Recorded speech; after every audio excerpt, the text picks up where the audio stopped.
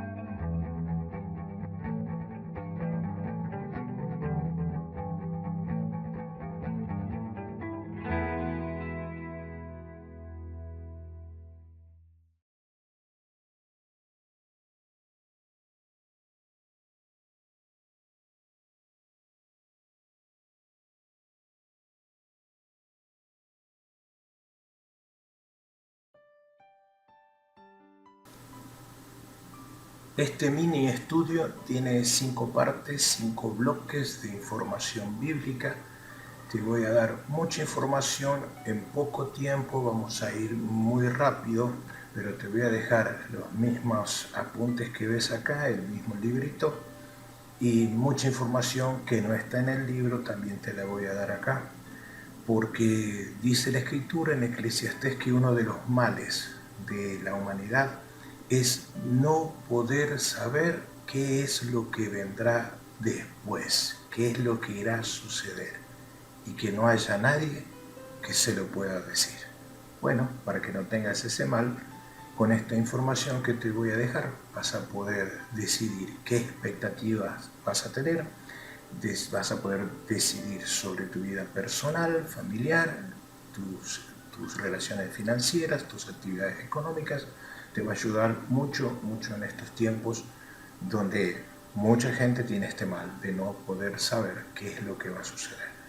Vamos entonces al punto 1. Luego voy a hacer unas pausas para que puedas tomar la información y puedes mandarme, anota las preguntas en tu anotador, en cualquier blog que tengas, y me las mandas para que te las pueda ir respondiendo mientras hacemos este estudio breve, rápido, pero muy, muy rico en información. Esto se llama la antesala de los últimos tiempos. ¿Qué nos espera desde el 2020 en adelante? Esto es un anuncio profético. ¿Cuál es el anuncio profético? Es lo que puedes leer aquí. Está por suceder. Presta atención. Está por suceder una invasión de demonios que tendrán autorización para volverse visibles materialmente, y gradualmente irá la gente acostumbrándose a la convivencia con las manifestaciones del mal y a la personificación que el mal tendrá. Esta será la antesala del fin del mundo como hasta ahora lo conocemos. Un resumen de qué es lo que viene. Presta atención a algunas palabras importantes. Está por suceder una invasión de demonios que tendrán, presta atención a esta palabra, tendrán autorización para volverse visibles materialmente. Y gradualmente irá la gente acostumbrándose. ¿Acostumbrándose a qué? A esto, a la convivencia. ¿Con qué? Con las manifestaciones y la personificación que tendrá el mal en los tiempos que vienen. Este cuadro, este resumen, es la antesala, es una descripción de lo que sucederá en los tiempos que vienen. ¿Cuánto tiempo? Ya lo veremos. Vamos juntos al texto. Te dejo el texto, así que lo puedes tener, lo puedes descargar, puedes estar leyendo lo mismo que leo yo. Todas las personas que, siendo cristianas, escribieron sobre el fin del mundo o el final de los tiempos, lo hicieron convencidos de que estaban viviendo los días previos a eso que creían que era lo que estaba llegando. ¿Qué pasó? Que el mundo no se acabó en ese entonces. Se equivocaron y no del todo. Los que se equivocaron son los que pusieron una fecha, el año tanto, para el mes tanto va a venir el fin del mundo. De eso escuchaste un montón. Hace varios años que eso es cíclico, se vienen diciendo ciertas cosas. Los demás, los que no pusieron una fecha, entran en el rango de advertencias para que muchos se preparen mejorando el estado de sus corazones y aprovechando la vida que tenían por delante.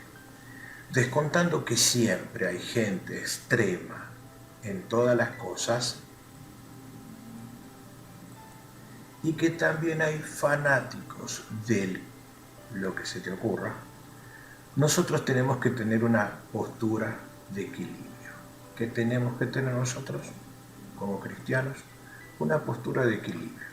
Lo que logramos, esta postura la logramos teniendo la sabiduría que nos dan las Sagradas Escrituras y la información correcta de los sucesos mundiales que aparecen en las noticias, pero también de las ciencias. Así que junta esto, la información de los avances científicos más la actualidad de las noticias a nivel mundial, con la sabiduría que tiene la Escritura, y ahí vas a tener un balance, un equilibrio para poder hablar de este tema.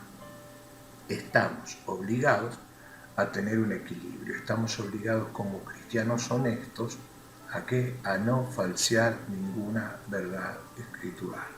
No la vamos a poner para el lado que nos conviene o que inculpa a otros. ¿Listo? A lo largo de los años de mi profesión muchas veces me entrevistaron para consultarme si era el fin del mundo aquella época que estábamos viviendo. En todas las entrevistas respondí que no, que lo que se vivía en esos días no era el fin del mundo, pero que sí podía significar el fin de muchos mundos personales, cosa que sucede diariamente en nuestra sociedad. Significa que mientras transcurre este tiempo en el que todos convivimos, a algunas personas se les va acabando el tiempo.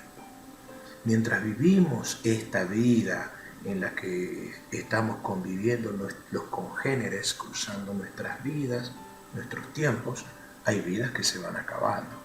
Mientras desarrollamos, tratamos de que nuestro mundo personal y familiar vaya progresando, hay otros mundos que se van terminando, van llegando a su final, por las cosas que les pasan a cada uno.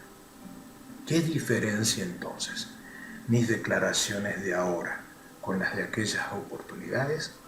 Lo diferencia algo muy simple: el posicionamiento de las piezas que la Escritura anticipa. Te remarco esto: el posicionamiento de las piezas que la Escritura anticipa, que sucederán antes que cambien los tiempos universales.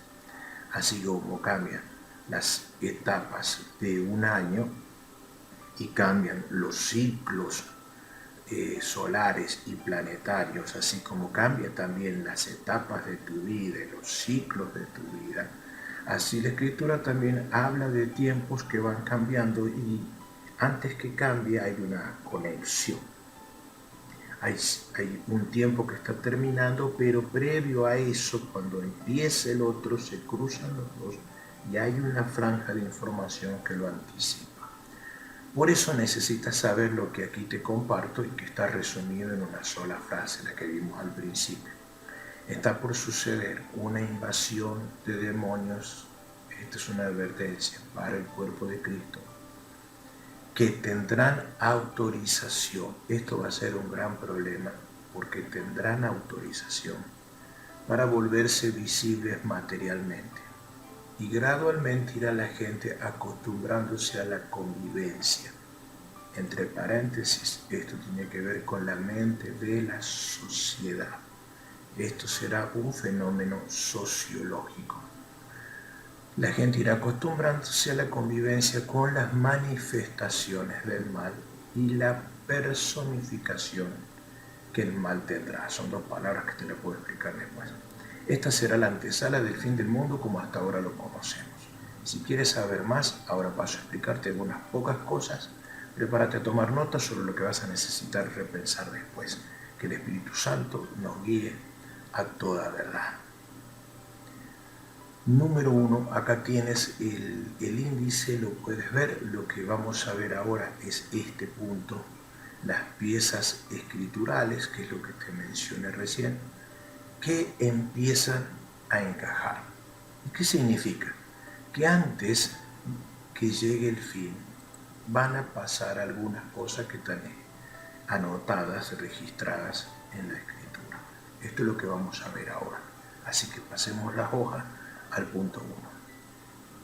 Número 1, las piezas escriturales que comienzan a encajar. Hay varios misterios. Tienes que entender que esto que te digo, tienes que entender, significa que antes que opines sobre lo que otro opinó, de lo que iba a pasar, tenemos que entender que al ser un misterio en la Escritura, las opiniones pueden errarle por cerca o por lejos. Entonces, estamos hablando de cosas que bíblicamente han sido un misterio por muchos años, pero que la palabra de Dios dice que irá siendo revelado a los siervos de Dios en el cuerpo de Cristo en todas partes. Irá siendo revelado a medida que el tiempo se vaya aproximando. Así que lo que tú y yo vamos a ver ahora, tienes que tener en cuenta que es un misterio. Uno puede decir, bueno, yo escuché esto, aquel dijo tal cosa, un pastor, un maestro dijo tal cosa, bueno, pero estamos hablando de un misterio. Así que al ser un misterio, tiene muchas facetas que no le puedes acertar a lo que dices en el criterio o en lo que estás diciendo como así va a ser, porque es un misterio. Antes que llegue el tiempo del fin, número 1, se abrirá un lugar que se llama el Tártaro. En el original de la Escritura aparece así. ¿Y qué significa? Bueno, veamos dónde está. Segunda de Pedro, capítulo 2, versículo 4. Listo, ahí lo tienes en tu apunte. Está hablando de un momento de la historia en que tú y yo no estábamos, no existíamos, y sucedió algo en el universo de Dios, la rebelión de los ángeles, y esto es lo que Pedro está diciéndole a la iglesia, qué es lo que pasó y qué es lo que Dios hizo en ese tiempo.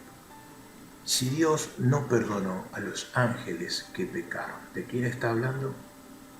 De ángeles que pecaron, que se salieron las normas, los parámetros que Dios había puesto para ellos en ese tiempo, sino que arrojándolos presta atención al juego de palabras que va a aparecer para que se te aclare un poco el misterio. Arrojándolos al infierno, los entregó a prisiones de oscuridad. Fíjate, dos cosas: infierno y prisiones de oscuridad, para ser reservados. O sea, que están guardados, no dejaron de existir, están reservados porque tienen que ir a juicio. Es como cuando tú tienes a alguien que está en la prisión, pero todavía no está sentenciado, todavía no terminó su proceso judicial, está ahí, no desapareció de acá, de la escena social, pero sigue estando ahí. Entonces son reservados para el juicio. Te leo otra traducción. La Biblia de Jerusalén dice: Dios no perdonó a los ángeles que pecaron, sino que precipitándolos en los abismos tenebrosos del Tártaro. Acá es donde aparece esta palabra. El otro decía prisiones de oscuridad y acá dice abismos tenebrosos. Los entregó para ser, fíjate esto, ser custodiados hasta el juicio. Así que esta traducción te muestra que estos ángeles que pecaron, algunos les llaman ángeles caídos y todo lo que quieras agregar que hace referencia a esa situación. Estos ángeles que pecaron están reservados ahí, en ese lugar, para juicio. Y ahora esta traducción te muestra que no solo que están reservados, sino que están custodiados. Hay alguien que los custodia. La traducción Oro dice: Dios no perdonó a los ángeles, mira la expresión que usa, delincuentes, sino que amarrados. Esta expresión es interesante. Amarrados con cadenas infernales. ¿Por qué es interesante? Porque arriba la Reina Valera, la primera traducción que vimos, dice: los entregó a prisiones de oscuridad, arrojándolos al infierno, amarrando con cadenas infernales, los precipitó al tenebroso abismo. Esta es la palabra que vamos a tener que buscar el original para ver si localizamos a qué se refería. En donde son atormentados y tenidos como en reserva hasta el día del juicio. Así que tú tienes acá, ya juntamos los tres, tienes que estar reservados, están custodiados y es un lugar donde están atormentados, están fuera del ambiente más propicio, más cómodo para ellos. Fíjate esta traducción: ciertamente Dios no perdonó a los ángeles que pecaron, sino que habiéndolos arrojado aquí encuentras una diferencia, regiones inferiores en cadenas de tinieblas. ¿Te acuerdas que leímos recién aquí? Cadenas infernales y aquí cadenas de tinieblas. Te describe las cadenas, en sí están con cadenas, y esas cadenas son infernales, de tinieblas, son de un abismo, de un foso, de un lugar tenebroso. Los entregó para que fueran reservados para condenación de tormento. Todavía no están en el final de su proceso. Antes que llegue el final de su proceso te está diciendo esta descripción de dónde está. Vamos a ver de dónde sale la palabra tártaro. En la frase que dice arrojándolos al infierno, aquí tienes la palabra original, significa un lugar que no es ni el Seol, que es mencionado en las escrituras más antiguas, en las traducciones más antiguas, ni el Hades, ni el infierno, sino que es el lugar donde están en reservas y que se hallan en cadenas. Es un lugar de espera de su sentencia final. Son los ángeles delincuentes, estos ángeles que pecaron, para usar las dos palabras que aparecen ahí. La región se describe como prisiones de la oscuridad o abismos de tinieblas. Luego, San Judas, que no es Judas Iscariote, es el otro Judas, y dice esto en su carta. Y a los ángeles que no guardaron su dignidad. ¿Te acuerdas que Pedro dice que pecaron? Sino que sus ángeles abandonaron su morada. Ahí te tienes, ¿cuál fue el gran pecado? Pero si alguien te pregunta o escuchas por ahí, San Judas dice que abandonaron algo. Abandonaron su propia dignidad, su propia morada. No guardaron su dignidad. Acuérdate que uno de los significados de dignidad es el posicionamiento que tiene alguien porque le ha sido dado. Le ha sido dado esa posición de privilegio y debe comportarse de acuerdo a esa posición de dignidad que le han dado. Si no, abandonaron eso. Y la pregunta sería, ¿por qué lo abandonaron? Y cuando lo abandonaron, ¿para dónde se fueron?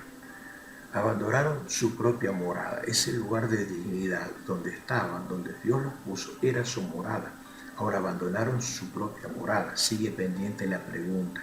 La pregunta que te hice recién fue ¿qué es lo que abandonaron y para dónde se fueron? Ahora encuentras que abandonaron su propia morada y se fueron. ¿Para dónde se fueron? A esos ángeles los ha guardado bajo oscuridad, en prisiones. Y aquí encuentra esto. Esta expresión es interesante, porque no solo son prisiones, sino que son prisiones eternas. Que quiere decir que estás hablando de algo fuera del tiempo que nosotros manejamos. Entonces, está hablando de una prisión que está en otro tiempo distinto a nuestro tiempo, que tiene otro horario, otra agenda que ocurrió fuera de nuestro tiempo. Y están reservados para el juicio. Viste que las otras traducciones de Pedro decía juicio, y acá te dice que el juicio será en un gran día. Vamos al punto 2, rápido. No sé si estás aprendiendo algo o estoy yendo muy rápido. Antes que llegue el tiempo del fin, otro personaje que aparece, lo puedes ver también en Apocalipsis, de un abismo, acá tienes esta palabra, ¿te acuerdas que, mira, los ángeles que pecaron, arrojándolos al infierno, prisiones de oscuridad, los mandó al abismo tenebroso. Aquí, mira, abismos tenebrosos del Tártaro. Ese versículo es paralelo, o sea, se refiere a lo mismo que está hablando Judas. Los ha guardado bajo oscuridad en prisiones eternas. Así que encuentras que hay un abismo que es una prisión, donde hay prisioneros esperando su sentencia final, y esos prisioneros abandonaron su lugar de dignidad, no guardaron la postura que tenían que tener, por lo que se les dice ángeles que pecaron en estos dos versículos, ángeles delincuentes, y encuentras que hay un abismo del que ahora, mira quién va a hablar. Mira, San Lucas 8 es de cuando el Señor Jesús se encuentra con el hombre que vivía en Gadara.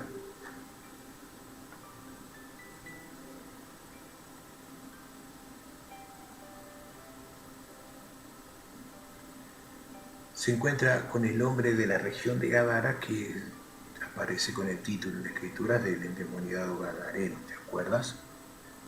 Bueno, hay un diálogo previo a la liberación. Acuérdate que esto de liberación de demonios, este capítulo fue un tema en el seminario anterior, sobre casos de posesión de demonios y liberación de demonios, donde, mira, en uno solo de los bloques de ese seminario hay más de 70 notas solamente al costado de la pantalla, o sea, sin contar todo lo que yo te estoy diciendo.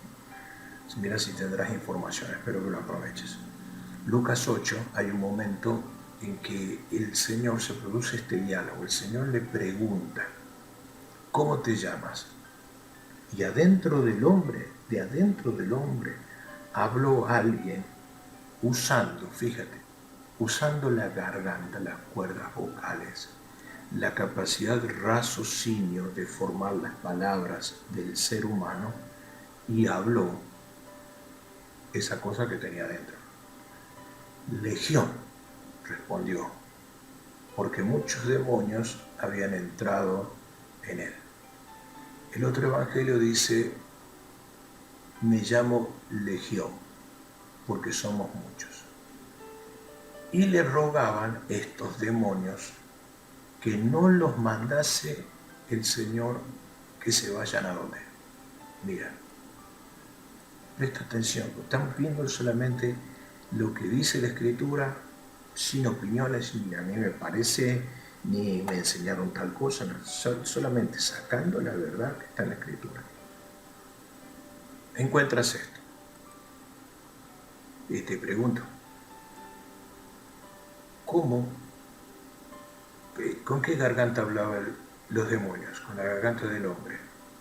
¿Con qué voz? Y sonaba medio distinto, sí, pero seguían siendo las cuerdas vocales de él. ¿Y cómo formaba las palabras? O sea, ¿hasta qué punto, la pregunta para que me respondas, hasta qué punto encuentras la entidad humana, el ser humano, y la entidad espiritual dentro de ese ser humano? ¿Hasta qué punto se produce la mezcla en que este extraño maneja las capacidades humanas? Por ejemplo, ese hombre, ¿te acuerdas que lo querían atar con cadenas y las rompía? Rompía las cadenas y las rompía con sus manos. Y entonces encuentras esto, esta entidad espiritual que ha invadido el ser humano. Estamos hablando por escritura, piense lo que piense, quien se le dé la gana. Yo solamente estamos pensando sobre lo que está escrito. Esta entidad espiritual metida en el ser humano, el endemoniado de Gadara, hasta qué punto este controla capacidades físicas, músculos, fuerzas, órdenes del cerebro, porque podría haber roto las cadenas golpeándolas con piedra, como haría cualquiera de nosotros.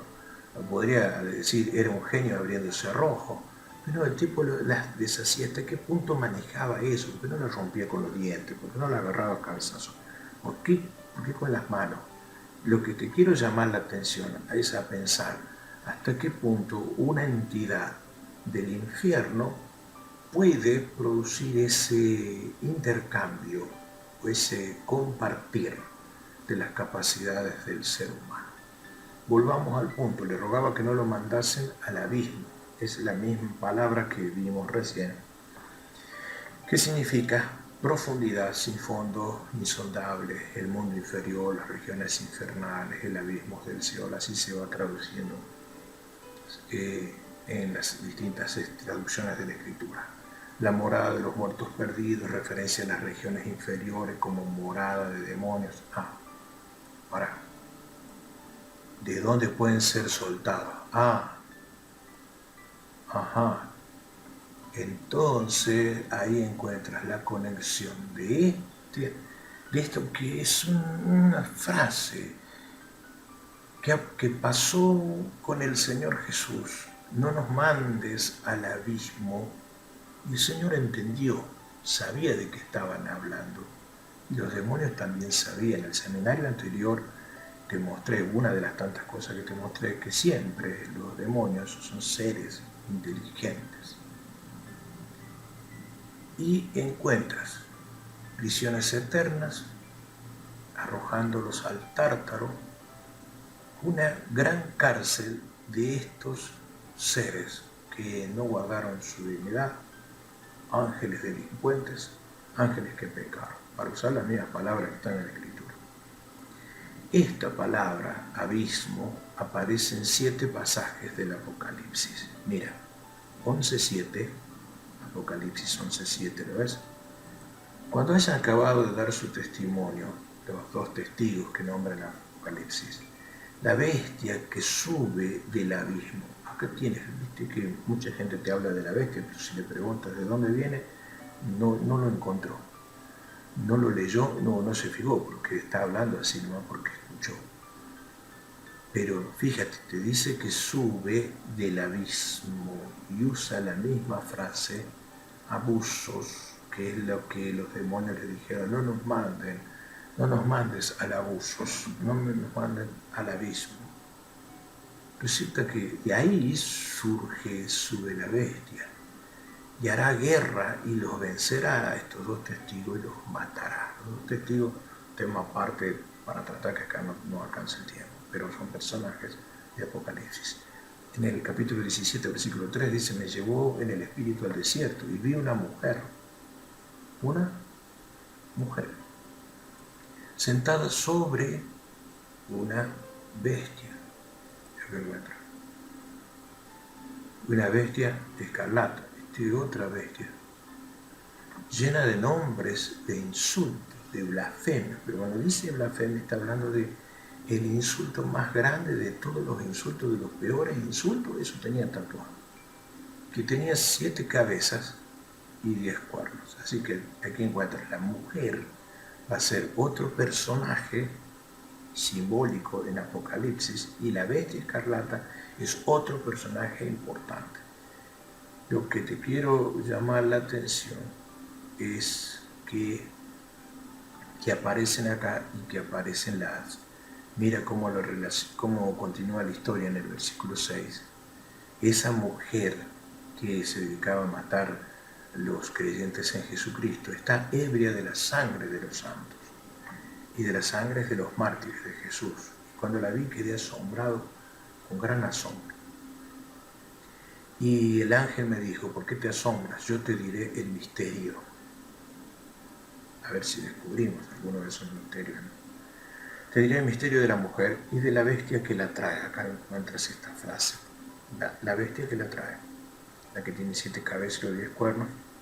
La bestia que has visto era y no es. Está para subir del abismo.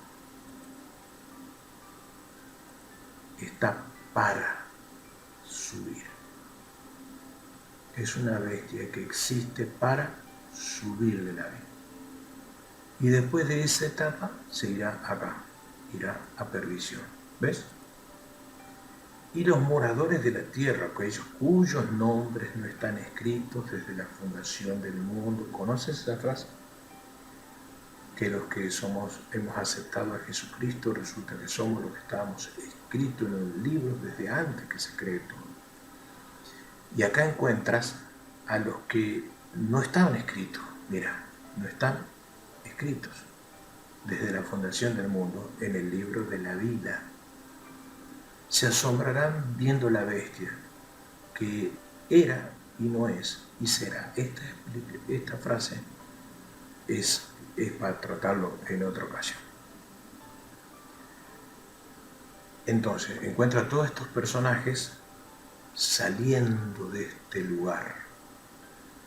Acá tienes para hacer cuadros con notas, por si tienes preguntas que hacer. ¿Cuánto tiempo llevamos acá? Listo. Seguimos después. Te hablo de la bestia que aparecerá en escena, el próximo personaje llamado Apolión. ¿Quién es? ¿Qué hace? ¿Para qué surge? Rápido, revisa tus notas, si se te ocurre alguna pregunta, la anotas ahora, me las mandas y podemos ir contestándola a medida que avanzamos. Nos vemos en el próximo bloque.